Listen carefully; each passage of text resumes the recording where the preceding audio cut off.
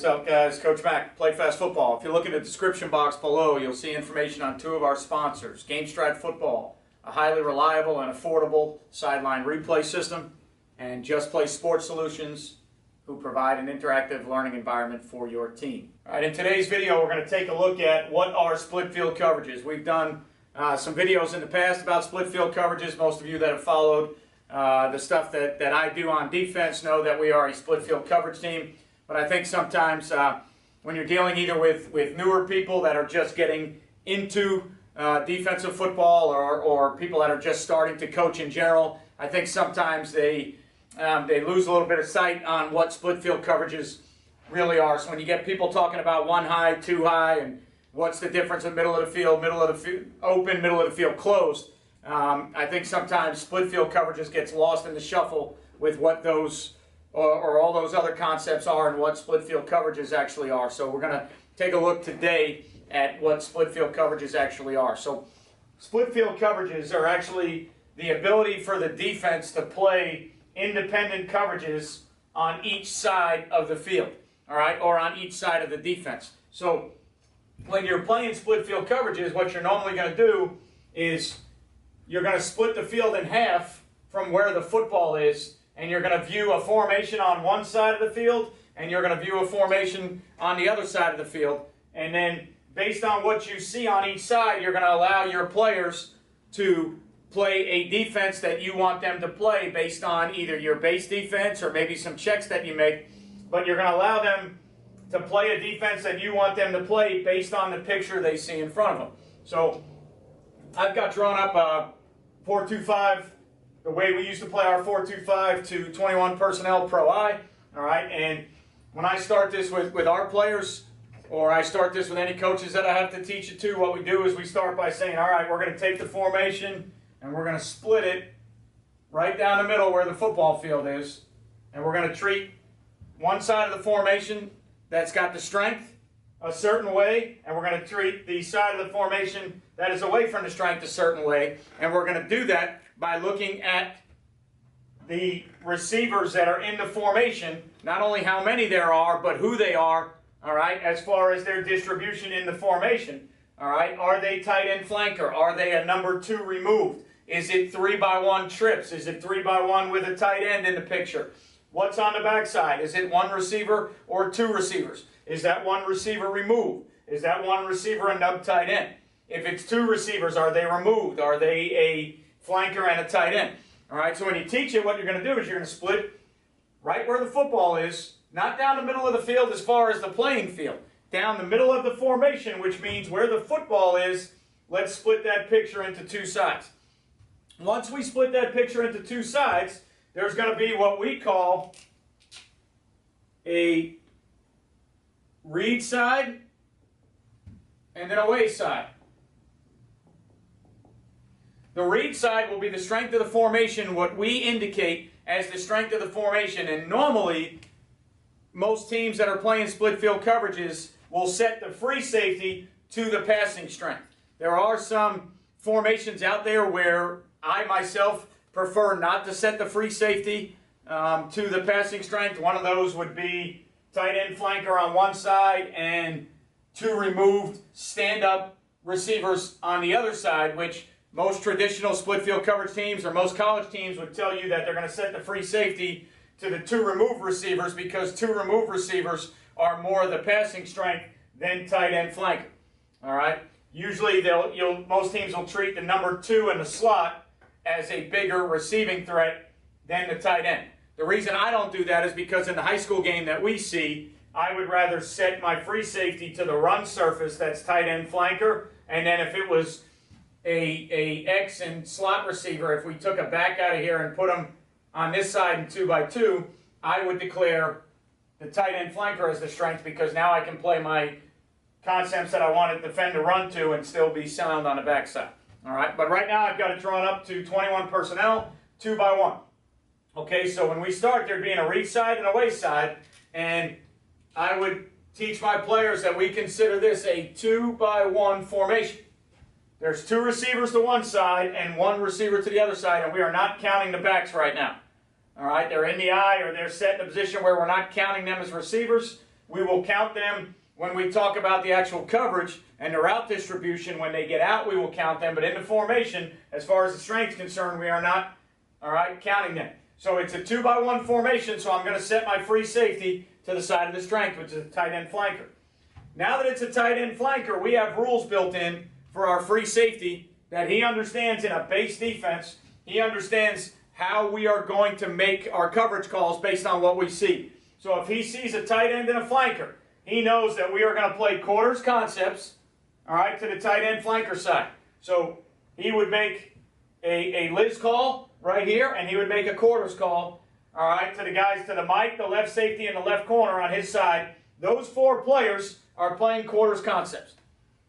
Okay, so just briefly, not to get into the rules of what exactly it is. For us, quarters concepts would mean our left corner has all of one except immediate shallow cross or underneath routes.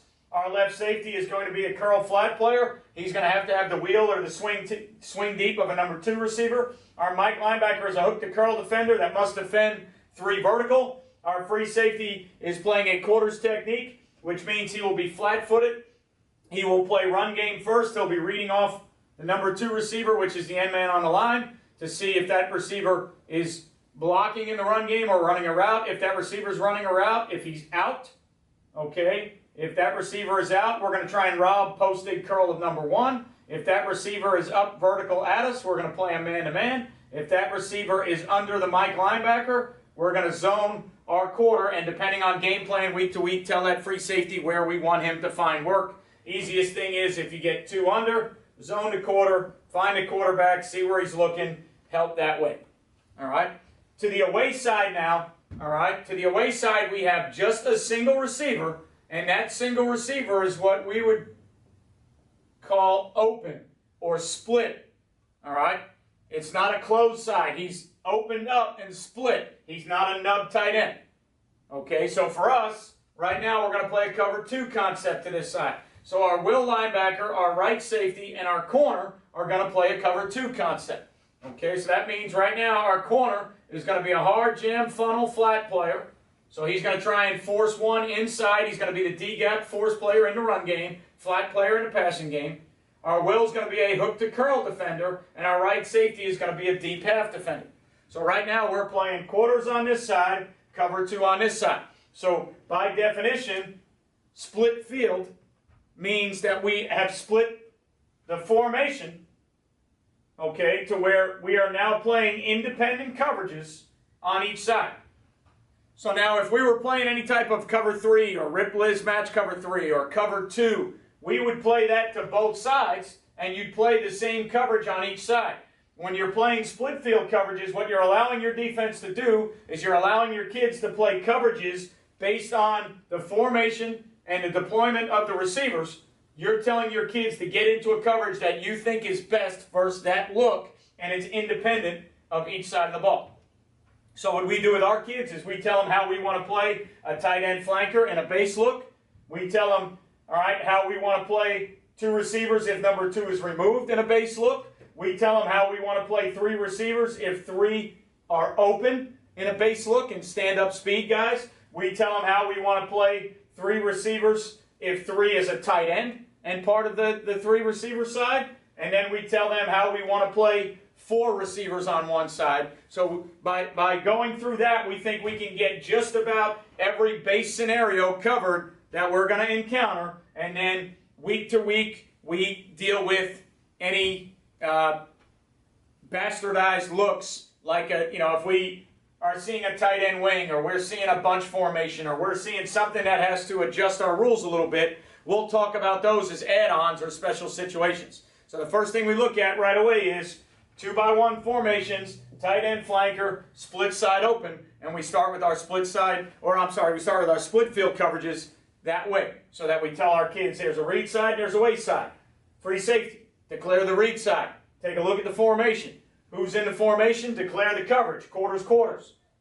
Other side. Safety away from the free safety is in charge now. So now that we made a Liz call, this right safety is in charge. Okay? Right safety. How many receivers you got over there? You got 1. Is he open or closed or no? He's open. Now that you've got 1 open receivers, how do we want to play that base? we want to play that in a hard cover 2 look.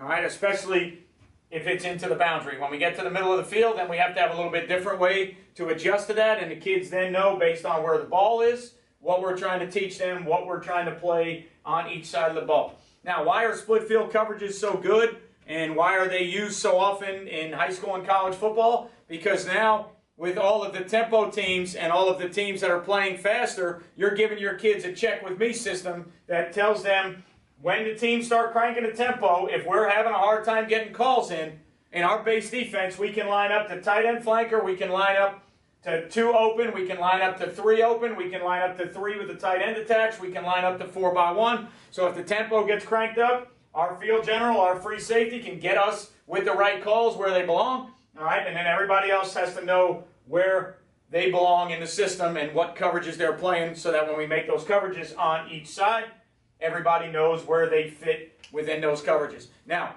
obviously, that's not the only way we're going to play things. We're going to have different ways to play 2 remove. We're going to have more than one way to play 3-by-1 open. Okay, but what it gives us is it gives us a base template that we can work off of from day one that teaches our kids each version of the coverage. And then because we're a quarters team, within our quarters toolbox, we have to have the answers built in that we want to go to when somebody goes to those other formations. And then we have to figure out the age-old question, how much do we need? How much is too much? How much is enough? So how many answers do we need if they're 2 removed? How many different ways do we have to play 2 removed? So that if they're a tempo team, we have a variation to the standard way we play 2 removed, so that we can make a change-up to the way that we play 2 removed, so that we can counteract what the offense is doing to us. Keep in mind, you start to pressure. When you pressure, your looks change. If you're a zone blitz team, you might be 3 under 3 deep, 4 under 2 deep, 2 under 3 deep. If you're a man-free pressure team or a zero pressure team, those things will also change how you play formation. So you've got to keep that in mind when you're thinking about how many different ways you play formations. Also keep your pressures in mind. All right, so hopefully that clears up a little bit for you guys. If you're newer, just getting into coaching, what split field coverages are, why you would think about playing split field coverages, how you identify formations, how you set your free safety where you want to set them, and then how you make your coverage call on each side. All right, guys, as always, remember, you won't play well until you play fast. I'll catch you guys next time.